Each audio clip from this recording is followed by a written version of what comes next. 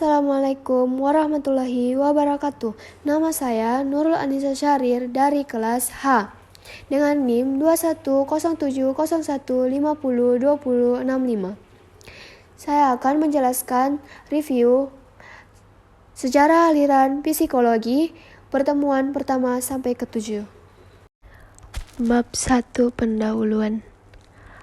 Secara bahasa, psikologi merupakan ilmu tentang jiwa, namun pemahaman mengenai jiwa tersebut dari waktu ke waktu mengalami pergeseran.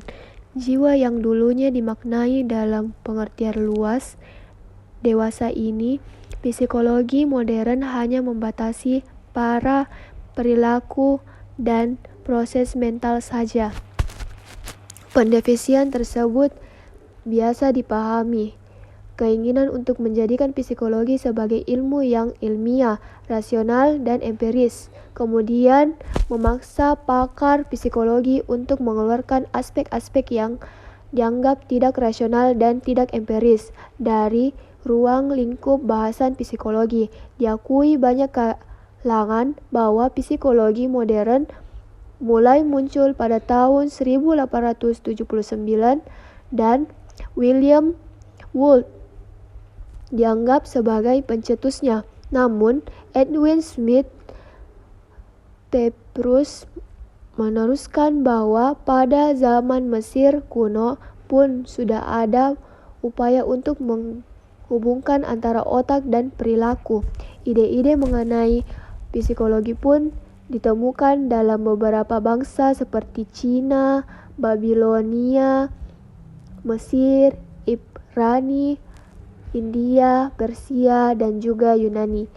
Sejarah pemikiran psikologi baiknya dipelajari dan dipahami oleh mahasiswa psikologi agar memperkaya perspektif dalam memahami suatu masalah, memperdalam pemahaman mahasiswa mengenai psikologi, memperkenalkan kepada mahasiswa mengenai timbul tenggelamnya suatu pemikiran psikologi, menghindarkan mahasiswa dari jatuh 2 kali pada lubang yang sama, menstimulasi munculnya ide-ide baru mahasiswa dan memenuhi rasa ingin tahu mahasiswa mengenai suatu pemikiran tertentu. Sejarah mencatat bahwa perkembangan pemikiran psikologi selalu berkaitan dengan isu-isu tertentu. Ada banyak isu yang menjadi sorotan dari berbagai pakar psikologi, namun ada beberapa isu yang dari waktu ke waktu selalu muncul. Isu tersebut antara lain isu tentang jiwa, karakteristik alamiah manusia, relasi jiwa dan raga, sumber pengetahuan dan universalitas versus realitas pengetahuan. Bab 2 Psikologi pada masa Yunani kuno. Menemukan bahasa secara spesifik mengenai psikologi pada masa Yunani kuno bukanlah sesuatu yang mudah, namun terdapat beberapa filsuf yang pemikirannya langsung dan atau tidak langsung mempunyai kaitan dengan perkembangan psikologi sebagai ilmu pengetahuan. Pada filsuf tersebut antara lain Thales 625 sampai 547 Masehi, Herodotus 540 sampai 480 Masehi, Parmenides 540 sampai 470 Masehi, Empedoles 492 sampai 435 Masehi, Pythagoras 580 sampai 500 Masehi, dan lain-lain. Pemikiran mereka memang tidak secara spesifik berbicara tentang topik-topik yang selama ini dibahas dalam psikologi. Mereka lebih banyak bicara tentang filsafat alam, prinsip dasar dari segala sesuatu, dan bagaimana manusia sampai pada pengetahuan yang meyakinkan. Epistemologi. Penjelasan ilmiah mengenai gejala alam pertama kali disampaikan oleh Thales. Thales menekankan pentingnya penjelasan ilmiah dan meminimalisir penjelasan supranatural. Thales berusaha menjadi elemen dasar yang mengendalikan segala sesuatu yang ada di dalam dunia alam semesta dan menyimpulkan bahwa elemen dasar tersebut adalah air. Setelah Thales kemudian ada juga para filsuf yang berspekulasi tentang elemen dasar tersebut seperti Heraklitus, Empedokles, ataupun Pythagoras. Setelah mengenai elemen dasar, pada zaman Yunani kuno juga terdapat diskursus mengenai kemampuan manusia mencapai pengetahuan objektif. Heraklitus menganggap bahwa realitas itu dalam proses menjadi booming. Baginya, yang pasti adalah perubahan. Berbeda dengan Heraklitus, Parmenides justru menganggap bahwa segala perubahan itu adalah ilusi. Jika Heraklitus meyakini informasi indrawi dalam mengantar pada kebenaran, Parmenides yakini bahwa rasiola yang dapat menyampaikan pada kebenaran. Diskursus ini terus berlanjut sampai dengan era Socrates, Plato, atau Aristoteles. Setelah muncul kaum sofis yang pesimis terhadap kemampuan manusia mencapai kebenaran objektif, Yunani kuno kemudian memasuki masa emas di eranya Socrates, Plato, atau Aristoteles. Pada masa ini, filsafat memang menjadi lebih antroposentris, dan hal ini tampak pada filsafat Socrates. Adapun filsuf di masa Yunani kuno yang pemikirannya lebih banyak bersinggungan dengan psikologi adalah Plato dan Aristoteles. Bab 3. Psikologi pada masa Helenistik sampai abad ke-8. Di dunia barat, abad pertengahan disebut medieval, dimulai pada tahun 476 Masehi dan berakhir pada tahun 1453 Masehi. Pada masa ini, yang tersebut dengan taman kegelapan yang disebut Dark Ages. Perkembangan ilmu pengetahuan mengenai kemunduran dan rasionalitas tidak mendapatkan tempat untuk berkembang. Tidak banyak kontribusi signifikan terhadap pengetahuan yang muncul pada abad pertengahan ini. Sebelum memasuki abad pertengahan, terjadi peralihan kekuasaan dari kekuasaan Yunani ke Romawi pada tahun 32 Masehi dan masa ini biasanya disebut dengan masa Helenistik. Masa ini ditandai dengan ditolaknya pemikiran Yunani kuno yang bersifat abstrak dan tidak realistis. Mereka lebih suka dengan filsafat yang membahas masalah kehidupan praktis sehari-hari sehingga dapat membahas masalah teoristik spekulatif. Pada masa Helenistik ini muncul beberapa pemikiran yang sebagiannya anti-filsafat dan sebagiannya lagi pro-filsafat. Pada masa ini juga muncul seorang dokter yang sebagian pemikirannya berpengaruh terhadap ilmu psikologi, yaitu Galen. Galen mempunyai keyakinan bahwa fungsi biologis dan psikologis manusia itu digerakkan animal spirit, bersumber dari pemikiran Hippocrates. Galen pun kemudian mengembangkan tipe kepribadian yang masih banyak dikutip sampai sekarang, yaitu kepribadian berdasarkan tempat cairan dalam tubuh yang disebut four body humors. Ada kepribadian sanguis, melankol, holerik, dan hilekmatik. Pada bab 4, psikologi pada masa pertengahan di dunia Islam. Pada abad pertengahan, ilmu pengetahuan sudah berkembang di dunia Islam, termasuk ilmu psikologi. Pada saat itu, ilmu psikologi yang pada saat itu merupakan salah satu bahasan dari ilmuwan nafs, yang juga membahas ilmu psikiatri dan neuroscience.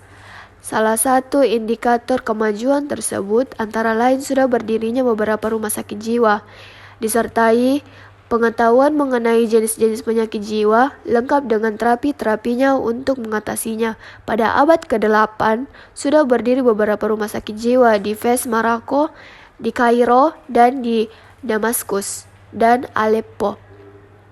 Identifikasi beberapa penyakit jiwa yang disebut gunun dan terapi untuk mengatasinya sudah banyak dikembangkan, tetapi yang umumnya dipakai antara lain terapi okupasi dan terapi musik. Beberapa tokoh yang pemikirannya mempunyai keterkaitan dengan perkembangan ilmu psikologi antara lain Al-Kindi, Ar-Razi, Al-Farabi, Al-Baqi, Ibnu Sina, Fakhruddin Ar-Razi, Ibnu Mikawai, Ibnu Razi, dan lain-lain. Al-Kindi merupakan filsuf pertama di dunia Islam. Ia berpandang bahwa kebahagiaan seseorang dapat dicapai dengan menginternalisasikan nilai-nilai keutamaan. Ia pun sudah menggunakan terapi kognitif untuk mengatasi depresi. Al-Razi Rubani dikenal sebagai The Arabic Galen. Ia menulis buku tentang kehidupan jiwa, At-Tib Ar-Ruhani. Ia pernah diangkat sebagai dokter di rumah sakit Baghdad dan menjadikan rumah sakit Baghdad sebagai rumah sakit pertama yang menangani pasien dalam penyakit mental. Ar-Razi berkeyakinan bahwa pengetahuan indrawi berpengaruh terhadap proses mental dan gejolak emosi yang berlebihan dalam memengaruhi aspek fisik. Al-Farabi dikenal sebagai Neoplatonisme Islam. Pemikirannya tentang psikologi antara lain tentang jiwa. Al-Farabi menyebutnya 5 fakultas jiwa, yaitu nutritif, sensitif, imaginatif, dan rasional. Pemikiran lainnya adalah mengenai penggunaan seni untuk terapi. Ia berpendapat bahwa musik berpengaruh positif bagi jiwa. Musik bisa menghilangkan kecemasan dan meningkatkan kebahagiaan. Al-Baqi menulis bahwa Masali al-Abdan wa al-Anfus, yaitu buku yang menjelaskan relasi jiwa dan raga. Gangguan jiwa yang menarik perhatian adalah depresi. Ibnu Sina dikenal dengan bukunya mengenai masalah kesehatan, Al-Khomfitib, dan ada yang menyebutnya sebagai pionir psikologi fisiologi. Ibnu Sina menyebutnya bahwa jiwa terdiri dari 3 tingkatan, yaitu jiwa nabati atau vegetatif, jiwa hewani atau animal, dan jiwa insani atau rasional. Ia berpendapat bahwa penyakit fisik bersumber dari masalah fisiologis. Ibnu Miskawai dikenal dengan pemikir Muslim yang sudah berbicara tentang evolusi. Ibnu Miskawai menyebutnya bahwa adanya 4 tahapan evaluasi, yaitu evaluasi mineral, evaluasi tumbuhan, evaluasi hewan, dan evaluasi manusia. Ia pun sudah menjelaskan tentang kepribadian dan kesehatan mental. Fakhruddin Ar-Razi sudah membahas tentang perbedaan-perbedaan personal yang disebut individual difference. Ia pun sudah membahas tentang ilmu membaca karakter berdasarkan bahasa nonverbalnya. Bahasnya mengenai tipe-tipe kepribadian banyak dipengaruhi oleh Galen. Menurutnya, terdapat 8 tipe kepribadian dan karakteristiknya, yaitu kepribadian sanguinis yang disebut panas, flegmatis dingin, melankolis basah, kolerik kering, sanguinis kolerik panas kering, sanguinis melankolis panas basah, flegmatis kolerik dingin kering, flegmatis melankolis dingin basah. Ibnu Yus dikenal sebagai tokoh rasionalisme dalam Islam. Pemikirannya mengenai psikologi antara lain mengenai jiwa, kecerdasan, memori, dan kebahagiaan. Bab 5. Psikologi pada masa pencerahan. Setelah mengalami masa kegelapan, Eropa kemudian memasuki masa kebangkitan yang biasa disebut dengan masa Renaissance. Renaissance yang bermakna terlahir kembali berawal dari Italia dan menyebar ke negara-negara Eropa lainnya. Masa Renaissance yang berlangsung dari tahun 1450 sampai dengan tahun 1600-an, ditandai dengan kepercayaan yang tinggi terhadap potensi dan kemampuan manusia dan dalam memecahkan masalah kehidupan. Pada masa Renaissance, peran agama dimarginalisasi dan ada semangat luar biasa untuk menggali warisan pemikiran dari zaman Yunani kuno. Selain itu, masa Renaissance juga ditandai dengan proses yang tidak mulus. Ide-ide Renaissance awalnya mendapatkan resistensi dari kaum gereja. Kemudian munculnya tidak lepas dari pengaruh faktor eksternal dan faktor internal. Faktor eksternal yang mempengaruhi antara lain kontribusi peradaban Islam yang sudah terlebih dahulu mengalami kemajuan. Walaupun sebagian ahli tidak mengakuinya, kontribusi peradaban Islam terhadap Renaissance sulit dibantah. Faktor internal yang berpengaruh terhadap Renaissance antara lain adanya kritik terhadap hegemoni gereja, krisis ekonomi akibat peperangan, penjajahan Marco Polo dan Columbus, serta penemuan mesin cetak. Ide ini diklaim bersumber dari pemikiran Francesco Petrarch 1304 sampai 1374. Petrarch percaya bahwa manusia mempunyai hak untuk mengatur dirinya sendiri, kehidupannya, dan lebih memilih penjelasan-penjelasan alamiah daripada penjelasan teologi. Selain Petrarch, yang berkontribusi terhadap Renaissance adalah Piso, Erasmus, dan Luther. Setelahnya kemudian muncul tokoh-tokoh pemikiran berpengaruh besar terhadap perkembangan ilmu pengetahuan seperti Copernicus, Kepler, Galileo, dan Newton. Selepas masa itu, yaitu pada abad ke-16 sampai abad ke-19, muncul dua aliran pemikiran besar yang satu sama lain bertentangan, yaitu empirisme dan rasionalisme. Empirisme menyatakan bahwa pengetahuan manusia hanya bisa diperoleh melalui pengalaman, sedangkan rasionalisme pemikirannya yang mengatakan bahwa pengetahuan manusia hanya bisa diperoleh melalui pemikiran atau rasio. Tokoh-tokoh empirisme antara lain Bergson, Locke, Hobbes, dan Hume. Dan tokoh-tokoh rasionalisme antara lain Descartes, Spinoza, dan Leibniz. Bagi Kant, pengetahuan itu bisa bersumber dari pengetahuan yang disebut a priori dan rasio yang disebut a posteriori.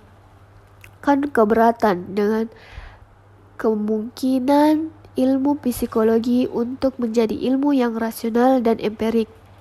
Gagasan Kant mengenai sinergi antara lain empirisme dan rasionalisme sejalan dengan logika positivisme pada tahun 1920-an yang merupakan perkembangan dari positif Auguste Comte. Comte dikenal sebagai pendiri ilmu sosiologi dan positif. Comte berkeyakinan bahwa satu-satunya pengetahuan yang dapat dipercaya adalah pengetahuan ilmiah yang diperoleh melalui pengamatan objektif. Comte menolak psikologi menjadi satu ilmu mandirinya. Baginya ilmu psikologi dan biologi dalam melingkupi apa-apa yang terjadi. Bahasa psikologi, baik perilaku konteks sosial maupun peneurologi atau proses mental yang dipengaruhi oleh otak. Bab 6. Awal terbentuknya psikologi sebagai sains modern. Jika Comte dan Kant keberatan dengan kemungkinan psikologi menjadi ilmu tiga psikologis berkebangsaan Jerman Hermann von Holt, Gustav Theodor Venus, dan Wilhelm Wundt justru menunjukkan bukti empiris bahwa pandangan tersebut keliru. Hal itu didorong oleh kasus David Kinderbuch yang dipecat dari pekerjaannya karena dianggap keliru dalam mengamati pergerakan binatang. Adalah William Basel yang menyatakan bahwa kasus David Kinderbuch tersebut tidak lebih karena perbedaan individual semata, bukan karena pentingnya mempelajari fungsi psikologis yang mungkin mempengaruhi pengamatan dan tidak tergarap oleh ilmu fisiologi. Ketiga fisiologis tersebut sama-sama melakukan penelitian yang membuktikan bahwa eksperimental terhadap fungsi fisiologis bisa dilakukan. Helmholtz melakukan pengukuran terhadap kecepatan impuls saraf dalam membuktikan bahwa waktu antara stimulasi indrawi dan gerakan indrawi bisa diukur. Ia mampu membuktikan bahwa waktu reaksi antara stimulasi dan reaksi bisa diukur. Fischer berhasil membuat rumus matematika yang menunjukkan bahwa kekuatan sensasi mental merupakan fungsi dari logaritma konstan intensitas stimulus. Ia pun melakukan pengukuran terhadap inner physiologis, yaitu hubungan antara sensasi mental dan perubahan pada saraf otak. Wundt membuat apalagi disebut dengan Tuchmeter. Dengan Tuchmeter inilah Wundt sekali lagi membuktikan bahwa kemampuan manusia dalam menyadari dua stimulus yang disajikan secara bersamaan dalam diukur. Walaupun ketika fisiologis berkebangsaan Jerman tersebut sama-sama melakukan pembuktian empiris bahwa aspek psikologi itu bisa diukur, namun Wundt yang kemudian dianggap sebagai pendiri psikologi sebagai sains. Wundt dianggap sebagai tokoh yang pertama kali secara eksplisit menyebutkan perlunya sains baru, yaitu sains yang dapat mewadahi realitas yang tidak bisa dipahami oleh ilmu fisiologi, yang berkebelakangan ilmu tersebut dinamai dengan eksperimental fisiologi. Pasca berdirinya ilmu psikologi sebagai ilmu mandiri, mendapatkan reaksi yang beragam dan memicu munculnya beberapa laboratorium, kursus, dan sekolah yang berhubungan dengan psikologi. Ada Edward Bartford Ticehurst yang mendirikan strukturalisme dan mengkritik Wundt yang lebih fokus pada elemen-elemen kesadaran. Ada Franz Brentano yang lebih fokus terhadap aktivitas kesadaran daripada isi kesadaran. Tokoh pasca pendirian psikologi sebagai ilmu mandiri yang pemikirannya berpengaruh besar terhadap perkembangan berikutnya adalah William James. Dengan fungsionalismenya, James lebih menekankan pada studi terhadap fungsi-fungsi kesadaran.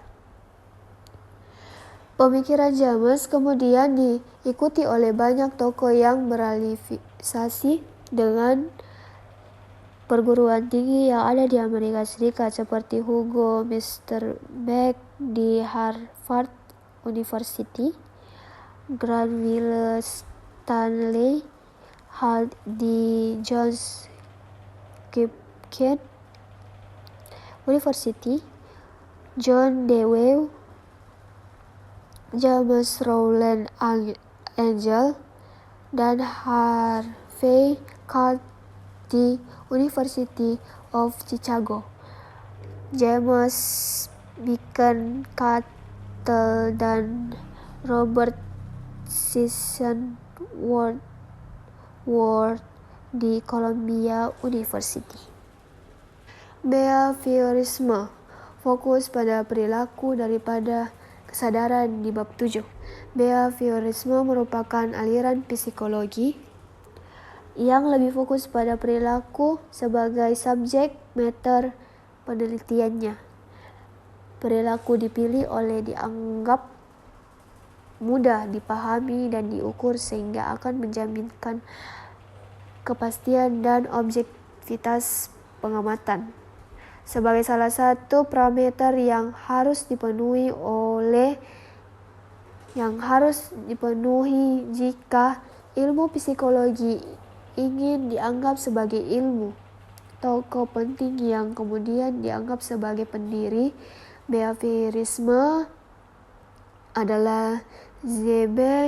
Watson. Watson mendeklarasikan behaviorisme pada tahun 1913. Namun demikian, dalam penjelasannya, behaviorisme mengalami perkembangan dan terpolarisasi menjadi 3, yaitu behaviorisme Pavlov, Watson, McGrath, dan Trotsky. Merupakan tokoh yang bisa dikategorikan behaviorisme radikal. Mereka lebih fokus pada perilaku yang diamati, menghindari pembahasan mengenai kondisi mental, dan menggunakan metode eksperimen sebagai cara untuk melakukan penelitian perilaku. Ivan Petrovich Pavlov 1849-1936 merupakan salah satu tokoh awal dari behaviorisme. Ia terkenal dengan classical conditioning. Penelitiannya yang terkenal adalah dengan menggunakan seekor anjing. Pavlov ingin membuktikan bahwa ada yang disebut cognitive reflex. Namun Pavlov, semua perilaku yang ada di refleks yang disebabkan oleh stimulus tertentu. Vladimir M. Bechterew 1857 sampai 1927 juga tertarik dengan conditioned effect. Seperti awalnya Pavlov, namun Bechterew mengkritik prosedur penelitian Pavlov dan berkeyakinan bahwa refleks bisa saja muncul karena stimulus yang sudah berasosiasi dengan unconditioned stimulus. Tokoh yang bisa dikategorikan neo-behaviorisme adalah Tolman, Holt, Guthrie, dan Skinner. Berbeda dengan behaviorisme radikal kecuali Skinner, mereka sudah mengakui adanya konsep psikologi yang memengaruhi hubungan antara stimulus dan perilaku. Holman misalnya adalah membahas adanya tujuan yang mendorong perilaku dan juga ada variabel intervening yang menyambungkan antara stimulus dengan respon. Edward Stoltman 1886 sampai 1959 merupakan tokoh neo-behaviorisme. Ia sudah mulai mengakui adanya proses mental yang menjembatani antara stimulus dan respon. Ia terkenal dengan idenya mengenai purpose behavior, intervening variable, dan cognitive map. B.F. Skinner 1904 sampai 1990 terkenal dengan operan conditioning seperti reinforcement, appointment, excitation. Berdasarkan prinsip-prinsip operan tersebut, Skinner kemudian menggagas schedule of reinforcement yang bisa dipakai untuk kepentingan terapi perilaku.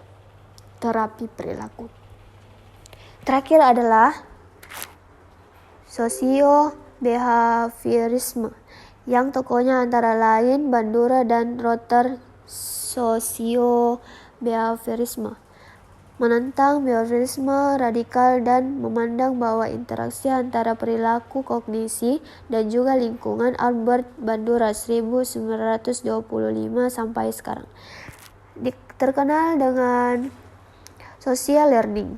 Walaupun mengaku sebagai behaviorisme, Albert Bandura, behaviorisme radikal Bandura sudah mengakui antara faktor personal tersebut juga berpengaruh terhadap perilaku, dan faktor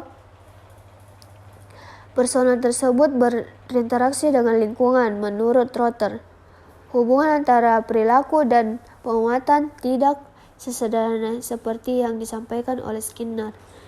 Resepsi terhadap hubungan antara perilaku dan penguatan turut berpengaruh pada beberapa suatu perilaku dimunculkan dan persepsi. Sekian dari penjelasan review saya. Kurang lebihnya mohon dimaafkan. Wassalamualaikum warahmatullahi wabarakatuh.